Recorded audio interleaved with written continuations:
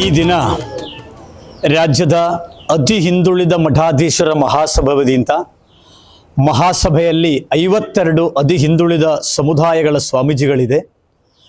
ಕಳೆದ ಜೂನ್ ತಿಂಗಳಲ್ಲಿ ಕಲಬುರಗಿಯಲ್ಲಿ ನಡೆದ 27-28ರಲ್ಲಿ ನಡೆದ ಚಿಂತನ ಶಿಬಿರದಲ್ಲಿ ತೆಗೆದುಕೊಂಡ ನಿರ್ಣಯದಂತೆ ಧರ್ಮಸ್ಥಳದಲ್ಲಿ ಕಳೆದ ಒಂದಷ್ಟು ವರ್ಷಗಳಾಗಿ ಒಂದಷ್ಟು ದುಷ್ಟಶಕ್ತಿಗಳು ದೇವಸ್ಥಾನ ಹಾಗೂ ಪರಮಪೂಜ್ಯ ಕಾವಂದರವರನ್ನ ಮತ್ತು ಸನಾತನ ಹಿಂದೂ ಧರ್ಮವನ್ನು ಅದು ಮೂಲಕವಾಗಿ ಅವಹೇಳನ ಮಾಡಬೇಕು ಅನ್ನೋ ರೀತಿಯಲ್ಲಿ ಒಂದಷ್ಟು ಅಂತಾರಾಷ್ಟ್ರ ಮಟ್ಟದಲ್ಲಿ ಷಡ್ಯಂತ್ರವನ್ನೇ ಆಗಿರತಕ್ಕಂಥದ್ದು. ನಾವು ಅದನ್ನ ಹಿಂದೆ ಆ ವ್ಯಕ್ತಿಗಳು ಮತ್ತೊಬ್ಬರ ಬಗ್ಗೆ ನಾನಿಲ್ಲಿ ಹೇಳಕ್ಕೂ ಹೋಗೋದಿಲ್ಲ. ಹಾಗಾಗಿ ರಾಜ್ಯದ ಹಿಂದುಳಿದ ಅತಿ ಹಿಂದುಳಿದ ಪರಿಶಿಷ್ಟ ಜಾತಿ ಪರಿಶಿಷ್ಟ ಪಂಗಡದ ಸ್ವಾಮೀಜಿಗಳಾದ ನಾವುಗಳಿಗೆ ಒಂದಷ್ಟು ಜವಾಬ್ದಾರಿ ಇದೆ.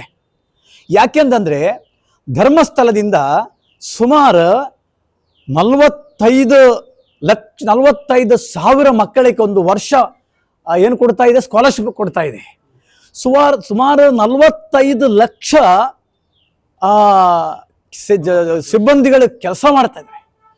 ಮತ್ತು ಲಕ್ಷಾಂತರ ಸಂಘಗಳು ಮದ್ಯ ಅಂದರೆ ಸಾರಾಯ ಕುಡಿಯೋರ್ನ ಮನೆಯನ್ನು ಹಾಳು ಮಾಡೋರ್ನ ಮಾನ್ಯ ಪೂಜ್ಯರು ಸುಮಾರು 1.5 ಲಕ್ಷ ಜನ ವಾಪಸ್ ತಂದಿರತಕ್ಕಂಥದ್ದು.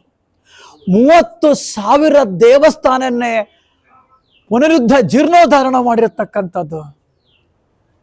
ಹಳ್ಳಿಗಳಲ್ಲಿ 65 ಪೈಸೆಗೆ ಬಡ್ಡಿಯಲ್ಲಿ ನಿಮಗೆ ನಿಮ್ಮ ಮನೆಯ ಮಕ್ಕಳ ಮದುವೆ, ನಿಮ್ಮ ಮಕ್ಕಳ ವಿದ್ಯೆ ಎಜುಕೇಶನು, ಮಕ್ಕಳ ಬಾಣತನ ಇದೆಲ್ಲವನ್ನೆಯೂ ಕೂಡ ಹಳ್ಳಿಗಳಲ್ಲಿ ಇವತ್ತು ಧರ್ಮಸ್ಥಳದ ಯೋಜನೆಯ ಎಲ್ಲ ಬೆನಿಫಿಷರಿಯೂ ಕೂಡ 70% ಬೆನಿಫಿಷರಿಯೂ ಕೂಡ ರಾಜ್ಯದ ಹಿಂದುಳಿದ ಅತಿ ಹಿಂದುಳಿದ ವರ್ಗ.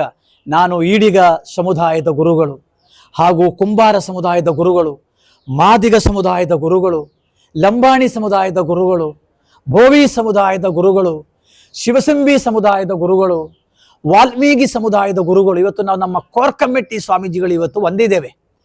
ಹಾಗಾಗಿ ನಾನು ಆ ದುಷ್ಟಶಕ್ತಿಗಳ ಮೇಲೆ ಏನು ಹೇಳಕ್ಕೆ ಇಷ್ಟಪಡೋದಿಲ್ಲ. ಯಾಕೆಂದರೆ ಸನಾತನ ಹಿಂದೂ ಧರ್ಮ ಸಾಧು ಸಂತರೆಗಳ ಮೇಲೆ, ಶರಣರುಗಳ ಮೇಲೆ ಹಲವಾರು ಇತಿಹಾಸಗಳಿಂದ ಇದೇ ರೀತಿಯಲ್ಲಿ ದಾಳಿ ಹಾಕಿಕೊಂಡು ಬಂದಿದ್ದೇವೆ.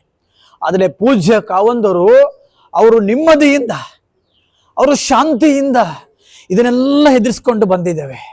ಆ ಎದುರಿಸೋದಕ್ಕೆ ಮಂಜುನಾಥನ ದೇವರ ಶಕ್ತಿಯೂ ಕೂಡ ಅವರ ಮೇಲೆ ಇದೆ. ಆದ್ದರಿಂದ ರಾಜ್ಯದ ಹಿಂದುಳಿದ ವರ್ಗ ಸಮುದಾಯದ ಸ್ವಾಮೀಜಿಗಳು ಇವತ್ತು ದೇವಸ್ಥಾನ ಪರವಾಗಿ, ಪೂಜ್ಯ ಕಾವಂದರ ಪರವಾಗಿ ಇದೆ ಅನ್ನೋದಕ್ಕೆ ಹೇಳಕ್ಕೆ ನಾವು ಇಲ್ಲಿ ಬಂದಿದ್ದೀವಿ. ಅವರಿಗೆ ನಮ್ಮ ಬೆಂಬಲ ಪತ್ರವನ್ನ ಕೂಡ ಕೊಟ್ಟಿದ್ದೀವಿ. ನಿಮ್ಮ ಜೊತೆ ಇದೆ ಅನ್ನಕ್ಕನ್ನ ಬೆಂಬಲ ಪತ್ರವನ್ನ ಕೊಟ್ಟಿದ್ದೀವಿ. ಆದ್ರಿಂದ ಇವತ್ತು ಈ ಅತಿ ಹಿಂದುಳಿದ ಸಮುದಾಯಗಳ ಬಹಳಷ್ಟು ಸಮಸ್ಯೆಗಳು, ಆ ಮಕ್ಕಳುಗಳು ಎಜುಕೇಶನ್ ಆಗಿರ್ತಕ್ಕಂಥ ಎಲ್ಲ ನಾವು ನೇರವಾಗಿ ನೋಡಿದ್ದೀವಿ. ನಾವು ಜನರ ಜೊತೆ ಇರೋರು, ನಾವು ಜನರ ಹತ್ರ ಇರೋರು ನಾವು ಸ್ವಾಮಿಗಳು. ಆದ್ರಿಂದ ನಾವು ಅವ್ರ ಜೊತೆ ಇದ್ದೀವಿ. ಅಷ್ಟೇ ಅಲ್ಲ, ಪೂಜ್ಯ ಕಾವಂದರ ಜೊತೆ ಚರ್ಚೆ ಮಾಡಿದ್ದೀವಿ. ಮುಂದಿನ ದಿನಗಳಲ್ಲಿ ಒಂದು ಡೇಟನ್ನು ಫಿಕ್ಸ್ ಮಾಡಿ ಸುಮಾರು ಒಂದು 150 ಇಂದ 200 ಜನ ಸ್ವಾಮೀಜಿಗಳ, ಒಂದು ಹಿಂದುಳಿದ ವರ್ಗದ ಸ್ವಾಮೀಜಿಗಳನ್ನ ಸೇರಿಸಿಕೊಂಡು ಒಂದು ಉಜ್ಜರಿಯಿಂದೊಂದು ಪಾದಯಾತ್ರೆ ಆಗಲಿ, ಅದಲ್ಲವಾದರೆ 1 ಲಕ್ಷ ಜನ ಸೇರಿಸಿ ಹಿಂದುಳಿದ ವರ್ಗದ ಅತಿ ಹಿಂದುಳಿದ ವರ್ಗದ ಪರಿಶಿಷ್ಟ ಜಾತಿಯ ಪರಿಶಿಷ್ಟ ಪಂಗಡ ಜನವನ್ನ ಸೇರಿಸಿ ಒಂದು ಭಕ್ತ ಸಂಗಮವನ್ನೇ ಇಲ್ಲಿ ಮಾಡಬೇಕು ಅಂತಕ್ಕಂದು ಕೂಡ ನಾವು ಪೂಜ್ಯ ಕಾವಂದರವರ ಮುಂದೆ ಇಟ್ಟಿದ್ದೀನಿ. ಮುಂದಿನ ದಿನಗಳಲ್ಲಿ ನಾವೇನು ಒಂದು ಈ ವಿಷಯಗಳನ್ನ ನೋಡಿ ನಮಗೆ ಮನಸ್ಸಿಗೆ ನೋವುಂಟಾಯಿತು.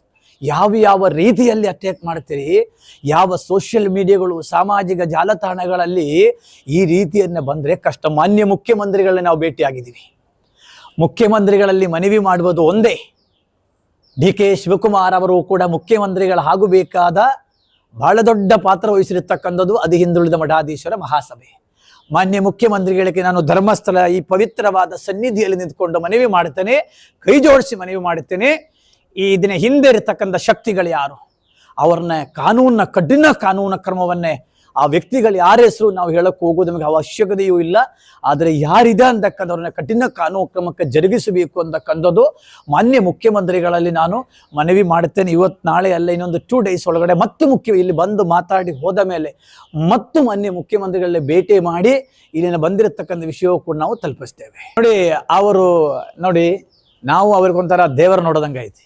ಯಾಕಂದ್ರೆ ಶಾಂತಿ, ನೆಮ್ಮದಿ, ಅವ್ರಿಗೆ ಭಾಳ ಖುಷಿ ಆಯಿತು. ಇಷ್ಟು ಹಿಂದುಳಿದ ವರ್ಗದ ಸ್ವಾಮಿಗಳು ಇಲ್ಲಿ ಬಂದಿದೆ, ನನಗೆ ಭಾಳ ಸಂತೋಷ ಆಯಿತು. ಇದೇ ರೀತಿಯಲ್ಲಿ ಮುಂದೆ ಕೆಲಸವನ್ನು ಮಾಡಿಕೊಂಡು ಹೋಗಬೇಕು. ನಾವು ಕೂಡ ಹಾರೈಸಿದ್ದೀವಿ ಅವರ ಆರೋಗ್ಯವನ್ನು ಚೆನ್ನಾಗಿರಲಿ. ಇದೇ ರೀತಿಯಲ್ಲಿ ಪ್ರತಿಯೊಂದು ಸಂದರ್ಭದಲ್ಲಿ ತ್ರೇಧಾಯುಗ, ದ್ವಾಪರ ಯುಗ, ಕಲಿಯುಗ, ಸತ್ಯಯುಗ, ಹಿಂಗೆ 4 ಯುಗಗಳಿದ್ದು ಕಲಿಯುಗ ನಡೀತಾ ಇದೆ. ಯಾರ್ಯಾರು ಧರ್ಮ ಕಾರ್ಯಗಳನ್ನೇ ಮಾಡುತ್ತಾ ಇರ್ತೀವಿ ಅವರನ್ನೇ ಅಪಮಾನ ಮಾಡೋದು, ಇಲ್ಲದ ಸಲ್ಲದ ಆರೋಪ ಮಾಡೋದು, ಇದೆಲ್ಲ ಇರ್ತದೆ. ಆದರೆ ಇದನ್ನು ಎದುರಿಸಿಕೊಂಡು ಹೋಗೋದಕ್ಕೆ ಆ ಮಂಜುನಾಥ ದೇವರು ಅವರಿಗೆ ಆಶೀರ್ವಾದವನ್ನು ಮಾಡಿದ್ದಾರೆ. ನಾವು ಕೂಡ ದೇವರಲ್ಲಿ ಅದನ್ನೇ ಬೇಡಿಕೊಳ್ಳುತ್ತೇನೆ. Thank you.